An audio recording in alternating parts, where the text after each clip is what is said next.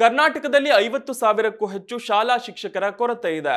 ಆದರೆ ಈ ಕೊರತೆಯನ್ನು ಸರಿದೂಗಿಸಲು ಶಿಕ್ಷಕರ ನೇಮಕಾತಿ ಬದಲಿಗೆ ಕಡಿಮೆ ಮಕ್ಕಳಿರುವ ಶಾಲೆಗಳನ್ನ ಬಂದ್ ಮಾಡಿ ಹತ್ತಿರದ ಶಾಲೆಗಳಿಗೆ ವಿಲೀನ ಮಾಡಲು ಸರ್ಕಾರ ಮುಂದಾಗಿದೆ. ರಾಜ್ಯದಲ್ಲಿ ಪ್ರಾಥಮಿಕ ಹಾಗೂ ಪ್ರೌಢಶಾಲೆ, ಮಾದರಿ ಶಾಲೆಗಳು ಸೇರಿದಂತೆ ರಾಜ್ಯದ ಬಹುತೇಕ ಸರ್ಕಾರಿ ಶಾಲೆಗಳಲ್ಲಿ ಶಿಕ್ಷಕರ ಕೊರತೆ ಇದೆ. ಈ ಶಿಕ್ಷಕರ ಕೊರತೆ ಸರಿಪಡಿಸಲು ಶಿಕ್ಷಣ ಇಲಾಖೆ ಶಾಲೆಗಳ ವಿಲೀನದ ಚಿಂತನೆಗೆ ಮುಂದಾಗಿರುವ ಆರೋಪ ಶುರುವಾಗಿದೆ. ಹೌದು, ಕಡಿಮೆ ಮಕ್ಕಳ ಸಂಖ್ಯೆ ಮುಂದಿಟ್ಟುಕೊಂಡು ಶಿಕ್ಷಕರ ಕೊರತೆ ಸರಿಪಡಿಸಲು ಸರ್ಕಾರಿ ಶಾಲೆಗಳನ್ನು ಮುಚ್ಚಲು ಶಿಕ್ಷಣ ಇಲಾಖೆ ತಯಾರಿ ನಡೆಸಿದೆ. ಒಂದು ಮಗುವು ದಾಖಲಾತಿ ಪಡೆಯದ 150 ಶಾಲೆಗಳು ರಾಜ್ಯದಲ್ಲಿವೆ. ಅಲ್ಲದೆ 10ಕ್ಕಿಂತ ಕಡಿಮೆ ಮಕ್ಕಳಿರುವ 3,646 ಶಾಲೆಗಳಿವೆ. ಈ ಶಾಲೆಗಳಲ್ಲಿ ಸಾವಿರಾರು ಶಿಕ್ಷಕರಿದ್ದಾರೆ. ಹೀಗಾಗಿ ಕಡಿಮೆ ವಿದ್ಯಾರ್ಥಿಗಳು, 10ಕ್ಕಿಂತ ಕಡಿಮೆ ದಾಖಲಾತಿ ಇರುವ ಶಾಲೆಗಳ ವಿಲೀನ ಪ್ರಕ್ರಿಯೆಗೆ ಶಿಕ್ಷಣ ಇಲಾಖೆ ಚಿಂತನೆ ಶುರು ಮಾಡಿದೆ ಅಂತ ಹೇಳಲಾಗಿದೆ. ಇದಕ್ಕೆ ತೀವ್ರ ವಿರೋಧ ವ್ಯಕ್ತವಾಗಿದೆ.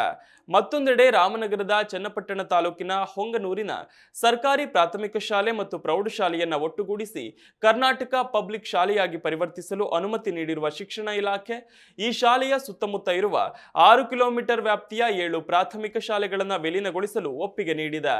ಅದರಂತೆ ಶಾಲೆಗಳ ವಿಲೀನಕ್ಕೆ ಸ್ಥಳೀಯ ಕ್ಷೇತ್ರ ಶಿಕ್ಷಣಾಧಿಕಾರಿ ಕ್ರಮ ವಹಿಸಿ ಸುತ್ತೋಲೆ ನೀಡಿದ್ದು ಸದ್ಯ ಸಾಕಷ್ಟು ವೈರಲ್ ಆಗ್ತಿದೆ.